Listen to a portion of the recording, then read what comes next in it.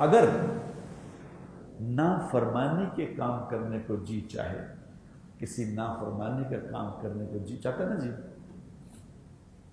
دل جاتا ہے نا، وہ کہتا ہے بڑی شاندار فلم آئی ہے، کہتا ہے جی کی فلم آئی ہے جناب، بڑی مشہور ہوگی، دیکھ لو۔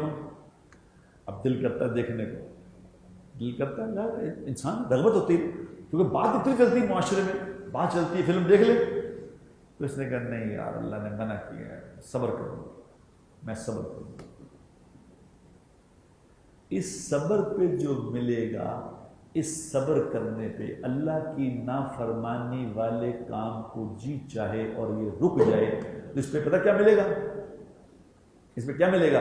اس پہ یہ ملے گا اس صبر پہ کہ کل قیامت والے دن آواز لگے گی، آواز لگے گی کیا؟ کہ سب کو تول تول کے اجر دیا جائے گا، ہر کسی کو جو اس نے عمل کیا ہے اس کو ترازو میں رکھا جائے گا، اس کو اجر دیا جائے گا، ترازو میں رکھا جائے گا، اجر دیا جائے گا، ترازو میں رکھا جائے گا، اجر دیا جائے گا۔ پھر کہا جائے گا ترازو ہٹا دو، ترازو ہٹا دو، اور پھر کچھ لوگ آئیں گے، اللہ کہیں گے ان سے پوچھو ان کو کیا دیا جائے، جو یہ چاہیں ان کو بے حساب عطا کرو، بے حساب۔ تو لوگ کہیں گے بس اتنے اتنے بڑے اعمال والوں کو تول کے دیا گیا، یہ کون لوگ ہیں؟ تو کہا وہ کہیں گے، فرشتے پوچھیں گے یار تم کون ہو، اتنا پروٹوکول کہ سب کچھ ہٹا دیا؟